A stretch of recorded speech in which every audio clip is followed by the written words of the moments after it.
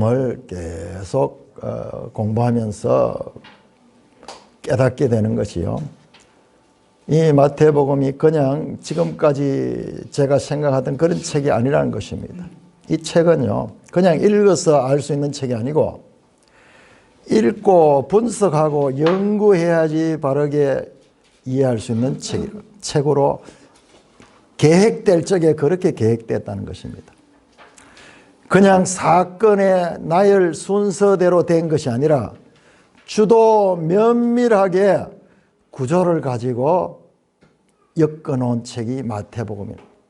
아마 마태가 세리니까는 꼼꼼했던 것 같아요. 그래서 하나님께서 이 세리의 그런 특별한 은사를 따라가지고 그게 맞도록 그렇게 성경을 기록하게 했는 것 같습니다.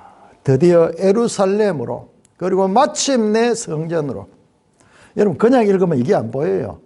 얼마나 이 과정에서 16장에서 이미 처음으로 내가 예루살렘에 가서 고난을 받고 십자가에 달려 죽고 부활해야 될 것 비로소 처음 말씀하셔서 그때 이후로도 2번이나 더 3번에 걸쳐서 예루살렘에 올라간다. 예루살렘에 가는 길은 바로 고난의 길이고 십자가의 죽음의 길이고 뿐만 아니라 부활하는 길이다. 그렇게 계속 말씀해 오셨던 드디어 예루살렘에 왔고 드디어 성전에 들어갔습니다. 처음에 성전에 들어가기 전에 예수님께서 나귀를 타고 가잖아요. 나귀를 타고 가요. 왕으로 들어가게 되면 왕들은 백마를 타고 그다음에 이 군악대가 연주하는 가운데 백성의 환호를 받으면서 그렇게 들어갈 텐데 예수님도 왕으로 들어가. 그런데 나귀를 타고 들어가. 나귀 중에서도 새끼 나귀. 마태복음 보면 2마리입니다. 어미 나귀와 새끼 나귀.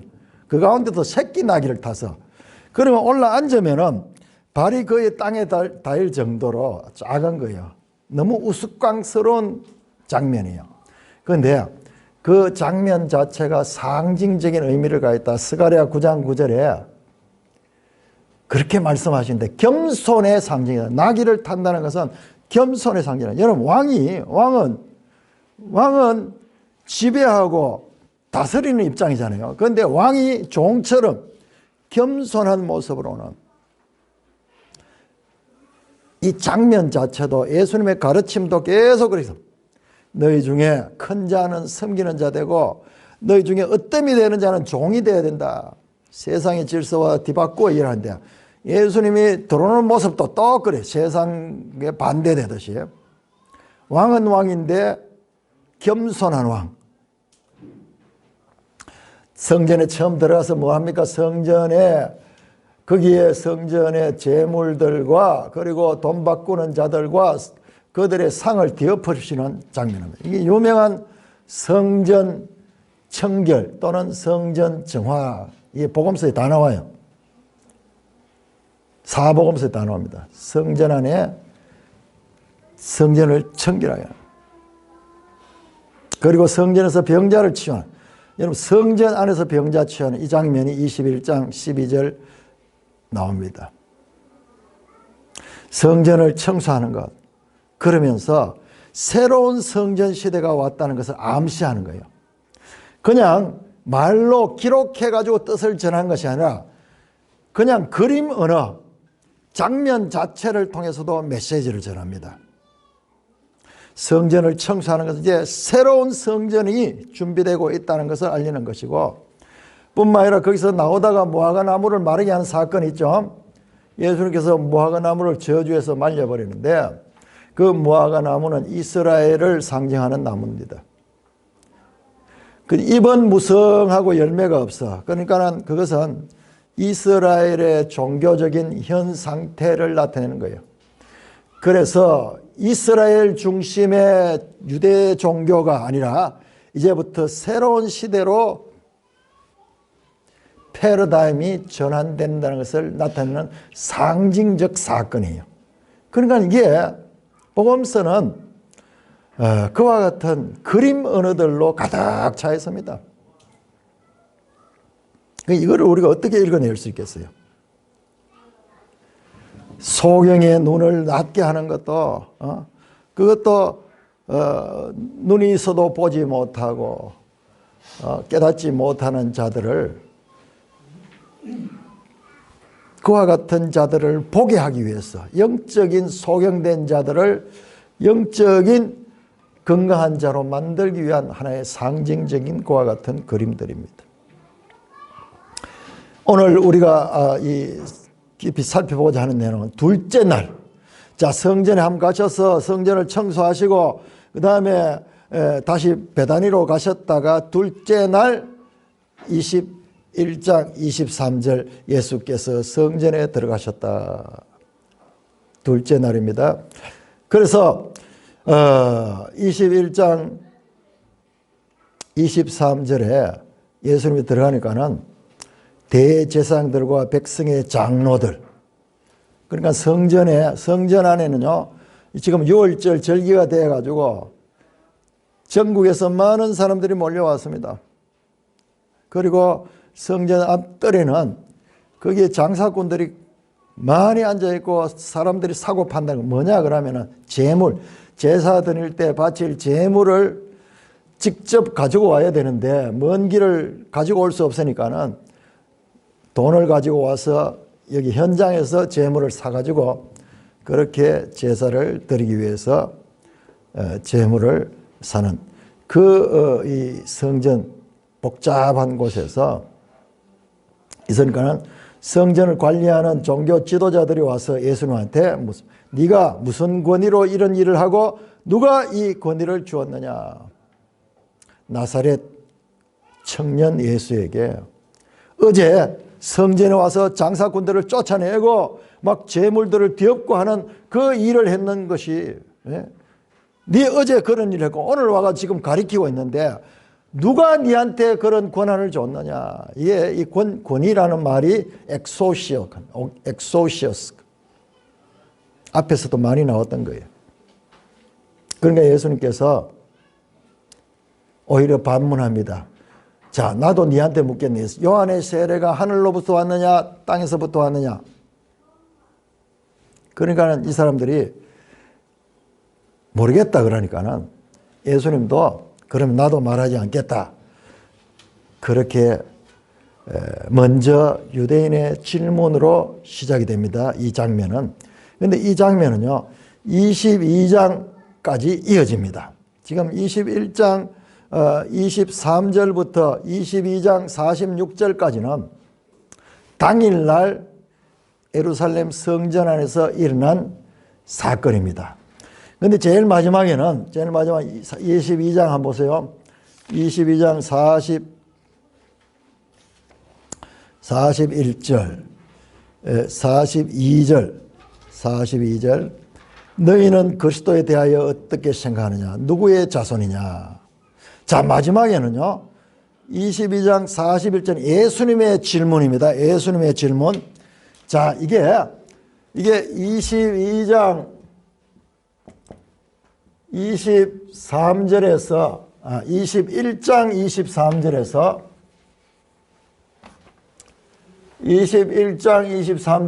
22장 46절까지는 둘째 날 성전에서 두 번째 날 일어났던 이야기예요. 전부 지금 연결되어 있습니다. 사실은 23장까지 다 연결되어 있어요.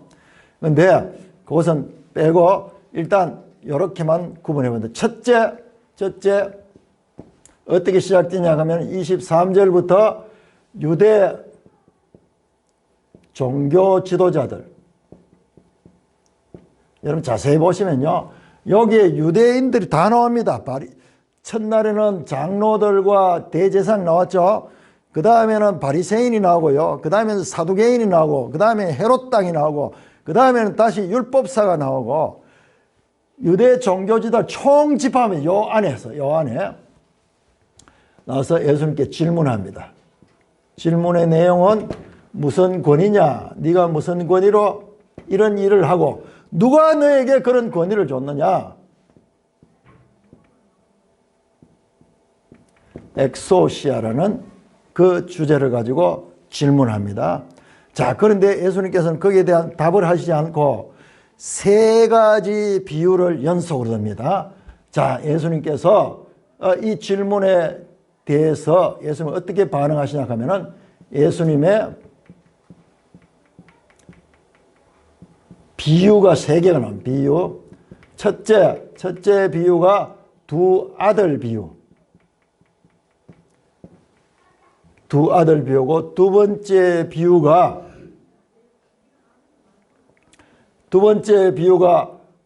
농부 비유입니다. 악한 농부들, 세입자인데 그 포도원에 농사를 새를 지어가지고 있으면서 나중에 그 아들을 죽여버리고 그 농장을 차지하려고 하는 악한 농부 비유고 세 번째 비유가 혼인잔치 비유입니다. 또 비유로 말하되 다시 비유로 말하되 연속 세 개의 비유가 나옵니다. 나오고 그 비유가 끝난 후에 다시 유대인들의 질문이 나옵니다. 유대인의 질문.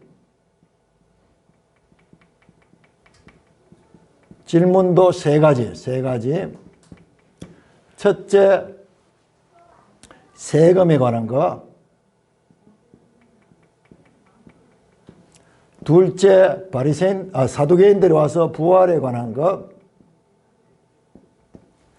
그 다음에 셋째는 율법사가 말하는데 가장 큰 계명이 무엇이냐. 예수님께 테스트합니다. 자, 그 다음에 예수님께서 마지막으로 예수님의 질문.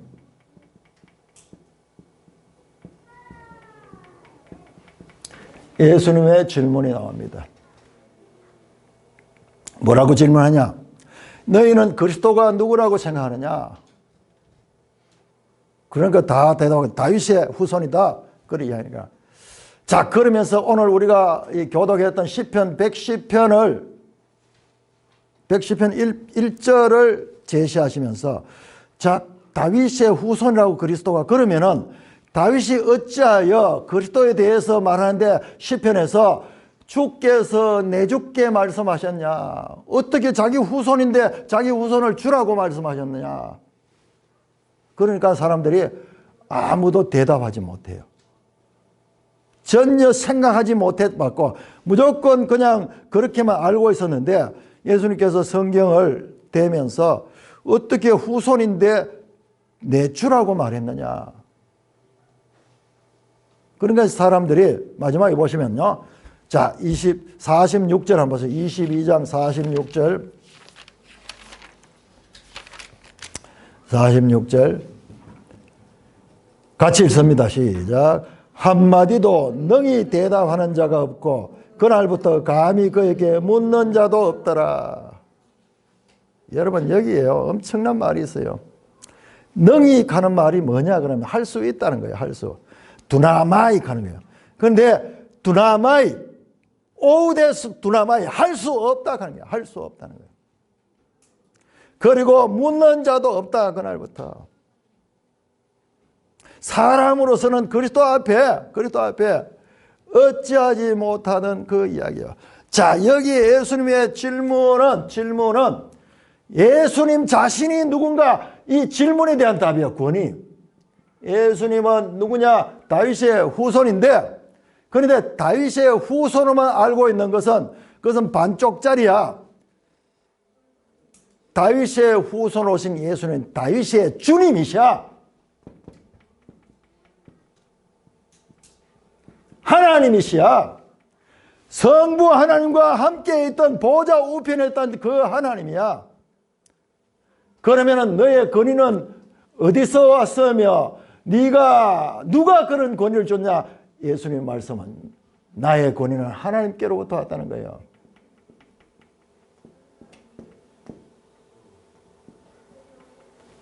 이렇게 21장 23절에서 22장 46절까지는 연속으로 되어 있어요. 여러분 그냥 바쁘면 이게 안 보여요.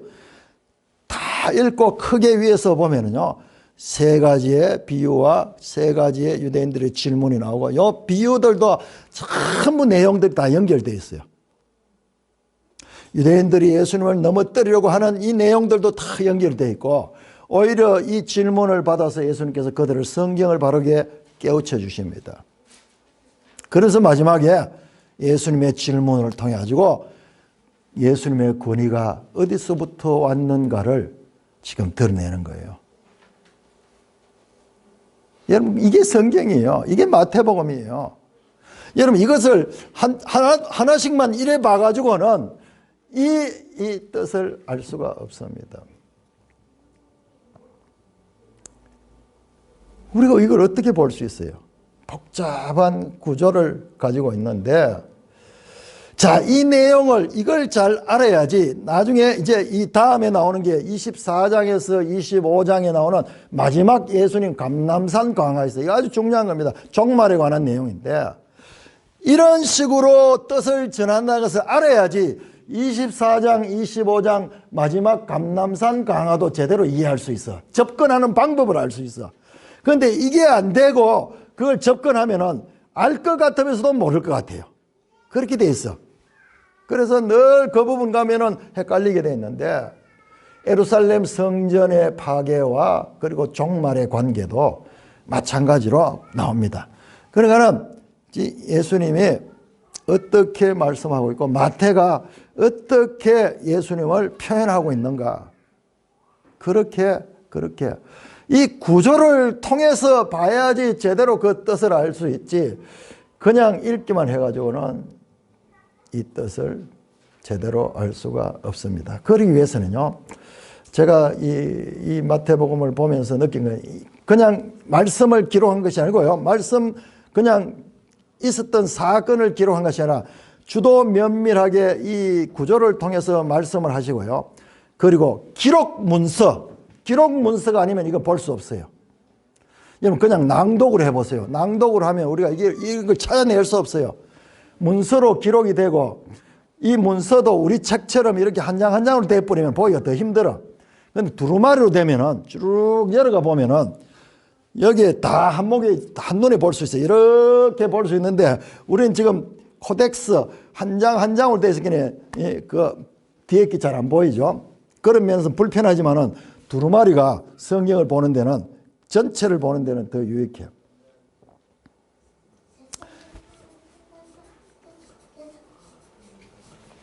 자, 그래서 자, 여러분들 한번 보세요. 예수님은 지금 마지막에서 성전에서 뭐 하느냐? 계속 말씀을 하십니다. 가르치시고 질문을 받고 또 가르칩니다. 여러분 성전에서 여러분 성전이 뭐예요? 성전이 뭡니까? 성전은 제사 지내는 곳이잖아요. 여러분 우리가 구약 성경에 보니까는 출애굽기 25장에서 40장까지 전부 다 성막 만드는 이야기잖아요. 왜 성막 만듭니까? 그 성막을 만들어가 그 앞에서 하나님께 제사 드리기 위해서. 그래서 제사장도 있고 제물에 관한 법도 레위기에 다 나오고 절기에 대한 법도 나오고 이 모든 게 성전 제사와 연관되어 있거든요. 그런데 그런 이야기 없어. 그런 이야기 없고 예수님은 마지막에 성전에 가셔가지고 그 목적한 그 성전에 가서 계속 성전에서 가르치시고 계십니다. 자, 21장 23절 다시 한번 보세요. 21장 23절 예수께서 성전에 들어가 가르칠세. 성전에서 가르치다. 여러분 이 장면을 한번 이 그림 언어로 보세요. 성전에 들어가서 제사 드리는 게 아니고 성전에 들어가지고 가르치셨다.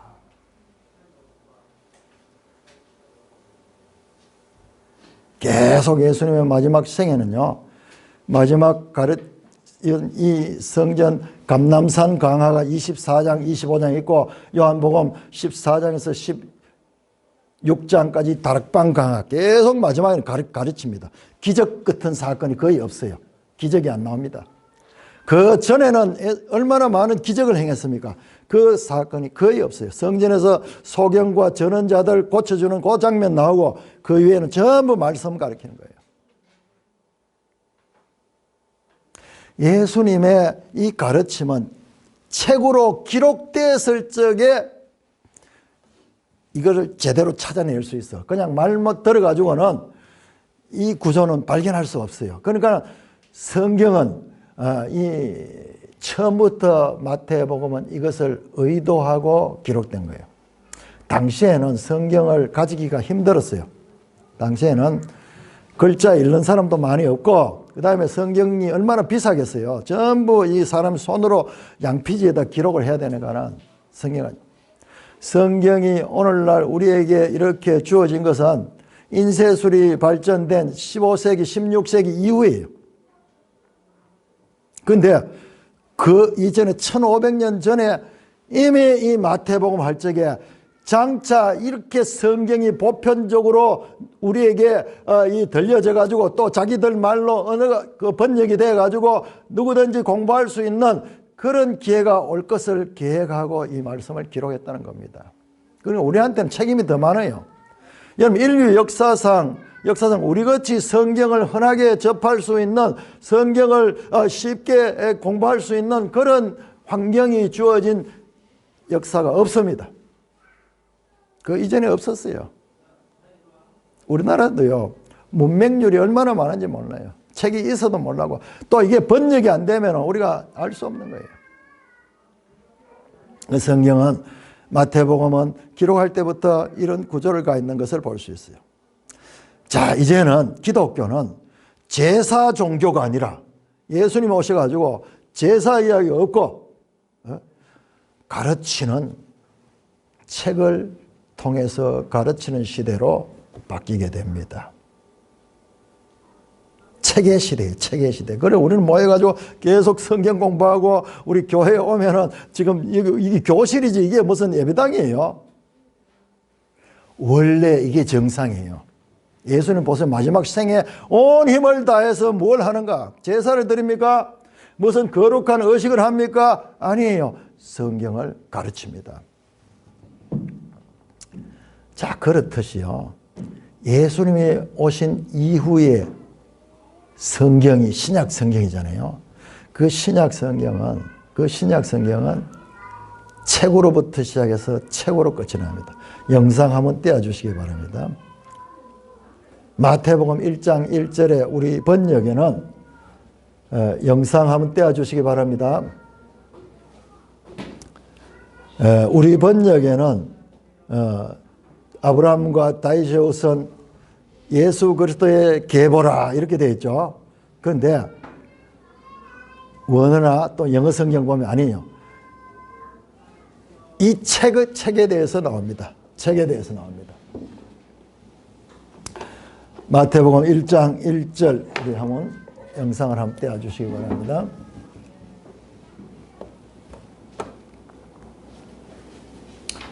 자, 이 앞에 요거 앞에 거 더 앞에 거 자, 마태복음 1장입니다. 마태복음 1장. 자, 여기에 보시면은 우리는 그냥 아브라함과 다윗과 예수 그리스도 계보로 되어 있죠. 헬라는요, 비블로스 간데 비블로스가 뭐냐? 영어로 the book, 예, 책입니다. 책. The book of generation of Jesus Christ, son of David and the son of 아브라함.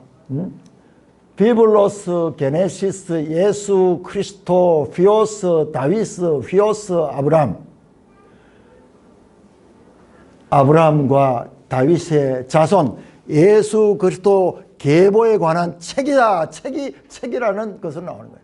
그러니까는 신약 성경은 문서를 위한 그와 같은 이 문서로 되어 있는 거예요. 책으로 되어 있는 거예요. 책.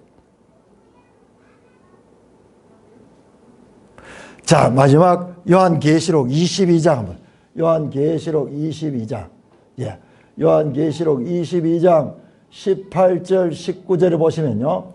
내가 이 두루마리의 예언을 말씀을 듣는 모든 사람을 제한테 이 두루마리 하는 말이 우리말로 이렇게 의역을 했는데 이게 책이에요, 책. 똑같이 비블로 영어 보시면은 the book, this book 책으로 돼요, 책. 4번에 걸쳐서 this book 처음도 book 책으로 시작됐고 제일 끝도 4번에 걸쳐 가지고 책 이야기가 나옵니다. 그래서 신약 성경은 시작과 끝이 책이에요, 책. 물론 성경이 책이니까는 그렇지만요. 책이라는 말은 문서로 되어 있어서 이것은 연구하고 조사하고 이렇게 해서 제대로 알 수 있도록 의도돼서 기록된 책이라는 말씀입니다. 그냥 주문이나 그냥 무슨 종교적인 경전 그런 것이 아니고 이 책은 자세히 조사해서 알게 되는 거예요.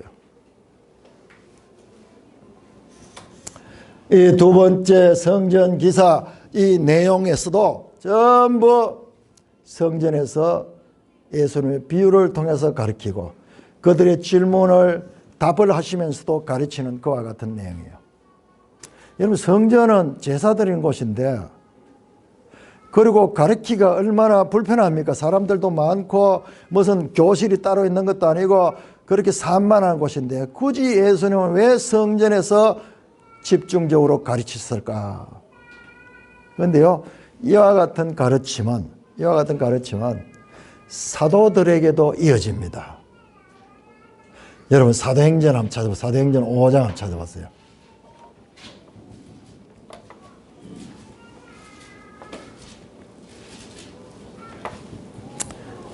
사도행전 5장. 우리 그냥 이제 쉽게 그냥 받는 내용들인데요.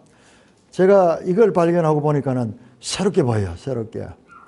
자, 5장 21절. 5장 21절. 그들이 듣고 새벽에 성전에 들어가서 가르치더니 아니 제자들도 성전에서 가르쳐요. 그러니까는 그 성전에는요. 성전에 이 관리자들이 있거든요. 그들이 예수님에 대해서도 부정적이고 제자들에 대해서도 아주 부정적이에요. 그런데 굳이 성전에 들어가서 가르쳐. 5장 42절 보세요. 5장 42절 같이 읽습니다. 시작. 그들이 날마다 성전에 있든지 집에 있든지 예수는 그리스도라고 가르치기와 전도하기를 거치 않더라. 여러분 그 이후에는 성전 이야기 없어집니다. 이제 성전 이야기 안 나옵니다. 이제 성전은 별 관심이 없습니다. 기독교 역사에서 성전은 별 관심이 없어요. 그리고 실제로 성전은 파괴됩니다. AD 70년에 완전히 파괴돼버려요. 그런데 마지막에 예수님도 그렇고 제자들도 예수님과 똑같이 성전에서 가르치는 거예요. 성전에 들어가서 가르치는 거예요. 성전은 제사 드린 것인데 왜 성전이 교실처럼 가르치는 곳이 되었을까? 여러분 원래 이 제사 제도가 모세 오경에 가장 중요하잖아요. 성막을 짓고 그 성막 안에 있는 그런 지성소, 성소, 떡상, 등잔, 분향단, 물두멍, 번제단 그리고 그 제사를 집행하는 제사장과 그리고 5대 제사 그리고 절기 그리고 레인들에 관한 역할들 레위기 민수기 전부 그런 이야기잖아요. 뿐만 아니라 열왕기도 보면은 다윗이 성전을 위해서 준비하고 솔로몬이 성전을 건설하고 그리고 마지막 성전이 파괴되는 이야기까지 구약 성경의 핵심 주제는 성전인데 그 제사 제도는 어디로 가고 없고 예수님께서 성전에서 가르치시고 제자들도 성전에서 가르치는 이야기가 마치 성전이 교실인 듯이 이와 같은 이야기가 주를 이루고 있는가? 이상하지 않아요? 우리는 그냥 읽으니까는 이상하는 거예요. 그래서 생각하면서 읽어야 돼요. 성경. 아니 용두삼위처럼 그렇게 제사를 강조해놓고는 이제 제사 이야기 하나도 없어요. 성전에서 가르칩니다. 성전에서 가르칩니다. 성경이 이렇게 일관성이 없지, 체계가 없지. 아, 그렇구나. 성경은 너무나 오랜 기간 동안 여러 사람에 의해서 기록됐기 때문에 이와 같이 체계가 없는 산만한 문서구나. 그러니까 용두삼위처럼 그렇게 강조하던 제사제도가 여기 와서는 지금 아무런 의미도 없지 아니한가. 그럴까요?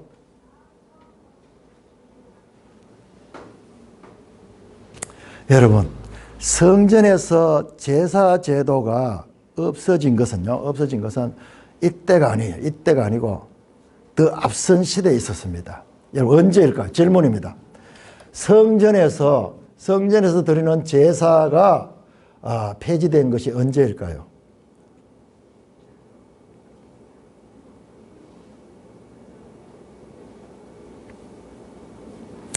여러분, 바벨론에 의해서 BC 586년에 성전이 파괴된 이후에는요, 제사를 드릴 수가 없었어요. 성전 자체가 없어져 버린대요. 그리고 백성들도 포로로 잡혀가 버린대요. 지성소고 성소고 다 불태워가지고 다 허물어 버렸는데, 제사는 성전이 있어야 제사를 드린데 오랫동안 이스라엘은 성전이 없어졌어요.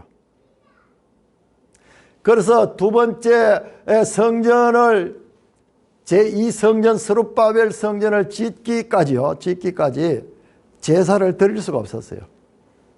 그리고 많은 사람이 이방의 포로로 잡혀갔습니다.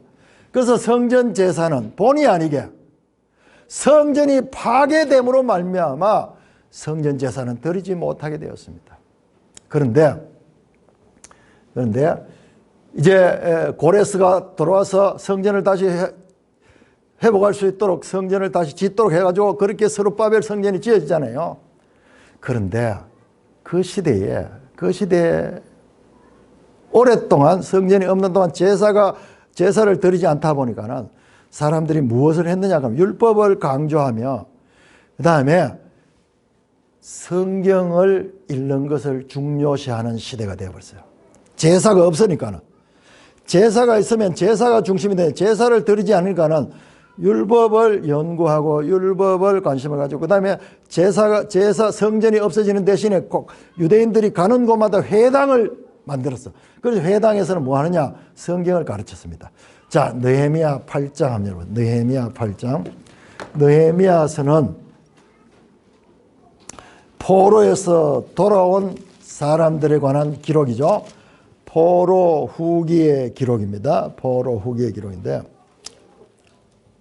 자, 그들이 포로에서 돌아온 사람들이 어떻게 했는가가 8장 9장에 자세히 나오는데, 자, 8장 1절 봅니다. 이스라엘 자손이 자기들의 성읍에 거주하였더니 7째 달에 이르러 모든 백성이 일제히 수문앗 광장에 모여 학사 에스라에게 여호와께서 이스라엘 명령한 모세의 율법책을 가져오기를 청하며, 여러분들, 학사라는 이름이는 학사 에스라. 아니, 성경에 이런 직책이 어디 있었어요? 학사가 뭐야? 이 학사가 원어로 보면은요, 이게 서기관 그렘마투스예요. 히브리어로 사파르고 헬라어로 서기관 갈 때 스크라이브, 영어로 스크라이브 그렘마투스예요. 갑자기 학사가 등장해요. 그런데 이 학사가 누구냐? 9절에 보니까는 백성이 율법의 말씀을 듣고 다 우는지라 총독 느헤미야와 제사장 겸 학사 에스라, 백성을 가르치는 레위 사람들이 모든 백성에게 이르기를. 자, 레위인들, 제사장 전부 제사 드리고 제사와 연관된 직분인데 이들이 지금 뭐합니까? 백성을 가르치고 선생이 되가 율법을 가르치는 그와 같은 역할을 하고 있어요.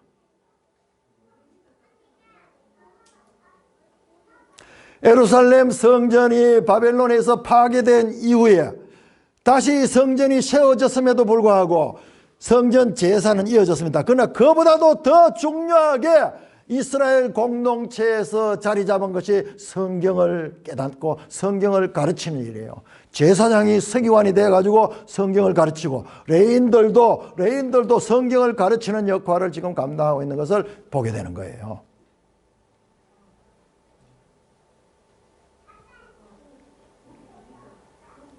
여러분, 이 뭐예요? 보세요. 하나님의 구원 계획, 하나님의 구원 역사가 제사 중심에서 이제는 말씀 중심으로 변하고 있습니다. 바벨론 성전 파괴 사건, 바벨론에 의해서 이스라엘이 망했던 사건, 그 사건은 절망적인 사건이 아니라 하나님의 구원 역사를 이어가는데 새로운 단계로 나아가는 변화의 시점이었다는 것이에요. 그렇지만은요, 그 이후에도 제사를 드렸어요. 그걸 알 수 있는 것이 오늘 우리 신약 성경에도 예수님이 들어가서 그 안에 제물들, 소와 양과 그리고 염소, 요한복음 2장에 보면 더 자세히 나와요. 그 제물들 가지고 그 다음에 환전한 사람 이걸 다 쫓아낸 거예요. 그러니까 성전에서 제사를 드렸어요. 그런데 예수님은 그 성전에서 가르칩니다. 그리고 제자들도 성전에서 가르치요. 이 장면은 앞에서 보았듯이 이 성경의 말씀들은 단순한 그냥 이 서술적인 단어들이 아니라 상징을 가있어. 그림 언어를 가있어.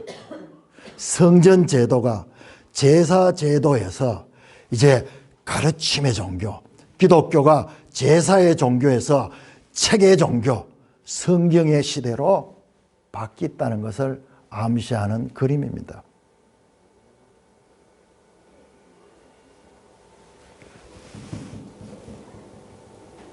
그래서 마태복음 21장 23절에 예수님께서 성전에 들어가 가르치실세, 이 장면은요, 이 장면으로 어마어마한 메시지를 가는 거예요. 성전에서 가르치는 곳이다. 저와 여러분들은 새언약 시대의 백성들이에요. 우리에게 가장 중요한 것은 예수님이 성전에서 가르치셨듯이 오늘날은 하나님의 말씀을 우리가 직접 배우는 이것이 새언약 시대에 이스라엘과 구분되는 신앙의 가장 핵심 사항이 되는 것입니다. 여러분, 너무 놀랍게도요, BC 586년에 바벨론에 의해서 예루살렘 성전이 파괴됐죠. 여러분, 마태복음 24장에 보시면은 24장 들어가자마자 예수님께서 감람산에서 이 성전이 돌 하나도 도리에 남지 않고 다 파괴될 것이다 말씀합니다. 그 당시에 아직 일어나지 않았습니다. 그 당시에는 AD 30년이었습니다. 그것은 그로부터 약 40년 후 AD 70년 로마 장군 티투스에 의해서 예루살렘 성전이 완전히 파괴됩니다. 완전히 파괴. 그런데 놀랍게도요, BC 586년에 그 느부갓네살에 의해서 파괴된 예루살렘 성전 다시 지어가지고 있었는데, 이 헤롯 성전 크게 지었는데 AD 70년 다시 똑같이 파괴됐는데, 그 파괴된 날이 같은 날이에요. 같은 날. 티샤 베아브, 아부월 9일, 우리로 치면은 8월달, 여름입니다. 여름. 서양력으로 8월, 아부월 9일. 동일하게 바벨론 느부갓네살에 의해 성전이 파괴된 날이나 로마 장군 티투스에 의해서 예루살렘 성전이 파괴된 날이나 수백 년의 간격이 있음에도 불구하고 동일한 날짜에 이 성전이 파괴됐습니다. 우리는 전자에서 그 성전이 파괴됨으로 지금 이와 같이 에스라처럼 이와 같은 성경 중심의 그와 같은 종교로서 유대교가 변했는 것을 보게 되는데, 이제 예수님의 시대에 성전이 파괴되고 완전히 기독교는 체계 종교로 바뀝니다. 그래서 유명한 이 신학자였던 이 존 웨슬리는 그렇게 말했어요. 기독교를 특징하기는 한 책의 백성이다. 한 책의 백성이다. 그렇게 말씀. 여러분 보세요. 종교개혁이 뭐예요? 성경을 번역하고 성경으로 돌아가고 전부 성경이에요. 성경.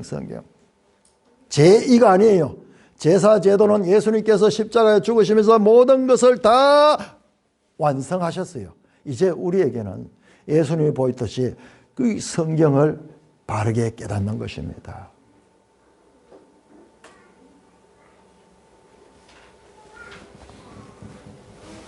일부 유대인 근본주의자들은 지금 옛날 그 성전이 무너진 그 자리에 다시 예루살렘 성전이 세워지기를 바라고 그 성전을 준비하고 있다고 합니다. 그리고 우리 기독교인들 가운데서도 이 세대주의자들 가운데 많은 사람들은 다시 제3성전 예루살렘의 성전이 세워지면 주님이 오신다고 그렇게 이야기했는데, 여러분 성경의 흐름을 보세요. 그 이야기는 아니에요. 건물 성전의 시대가 아니고 이제 심령 성전 시대로 바뀌었잖아요. 그러니까는 실체가 왔는 거예요. 실체가. 지금까지 있던 성전 그 자체도 궁극적으로는 우리 심령 성전, 우리 마음이 성전이 되고 이 안에 하나님이 함께 하시고 우리가 그 성령을 따라서 하나님의 백성으로 살아가는 이와 같은 내면적인 변화로 가기 위한 과정이었는데, 다시 그 예루살렘에 성전이 지어진 거기에 모든 것들을 올인하고 있는 그런 가르침은 성경의 가르침과 맞지 않습니다. 사랑하는 형제 자매 여러분, 예수님의 가르침, 성전에서의 가르침, 사도들이 지금 일부러 그래요. 님 성전에 가면요, 그 성전의 그 이 관리자들이 얼마나 기독교인 대해서 적대적인데 거기서 가르치고 있어. 딱 그 장면이 나와요. 예수님이 그랬고 사도들이 그랬어요. 이것은 성전 자체에서 이제 더 이상 이 제사 시대가 아니라 이제 하나님의 말씀의 시대로, 책의 시대로 변화했다는 것을 보여주는 그림 언어입니다. 너희가 성전인 것과 하나님의 성령이 너희 안에 거하는 것을 알지 못하느냐. 사도 바울이 그렇게 말씀하는 거예요. 몰랐어요. 바울이 오셔서 너희가 예수 믿은 것은, 너희가 거듭난 것은 성령으로 거듭난 것이고, 그리고 성령은 이제 너희에게 내주하고 있어. 그래서 너희가 믿게 된 것이고, 그래서 너희가 교회의 지체가 되는 것이고, 너희가 그 안에 살고 있어. 너가 그것을 알아야 돼. 이 구속사를 보니까는 이 전체가 다 그 일을 위하여 왔는 거예요. 바로 새 언약이 바로 그와 같은 내 마음 속에 굳은 마음을 제하고 돌 같은 마음을 제하고 부드러운 마음을 주고 하나님의 영을 우리 속에 모시는, 이것이 새 언약이에요. 그리스도인은 이미 성령을 받고 성령으로 예수를 믿고 성령으로 교회의 지체가 된 자들이 그리스도인입니다. 예수님께서 직접 가르치던 그 성전은 파괴되고 이제 우리의 마음에 성령이 오심으로 너희가 성전인 것을 알지 못하느냐. 더 이상 건물 성전은 의미가 없어요. 완전히 70년 파괴해버리고 지금까지도 성전은 짓지 못하고 있습니다. 기록된 말씀이 우리 속에서 계속해서 바르게 깨달아지는 것이 예수님께서 성전에서 가르치시는 그 그림을 통하여 우리에게 보여주신 교훈을 따르는 것입니다. 한 책의 백성다운 생각과 삶으로 말씀의 사람으로 살아내시는 저와 여러분 되시기를 주님의 이름으로 축원합니다. 오 하나님 아버지, 은혜를 감사합니다. 하나님, 이와 같이 구원 계시의 발전, 구원 계시에서 때를 따라 패러다임이 전화되는 것을 보게 하시고 예수님께서 그 말씀을 하시고 그 장면을 연출하시고 그것을 성취하는 모습을 보게 하시니 감사를 드립니다. 오 하나님 아버지, 하나님의 말씀을 통하여 우리에게 가르쳐 주시는 그 가르침을 오해하거나 듣기에 둔한 자들이 아니라 잘 듣고 잘 깨닫고 주님의 뜻을 따라 사는 산돌교회 되게 하여 주옵소서. 우리 주 예수 그리스도의 이름으로 감사하며 기도드리옵나이다. 아멘.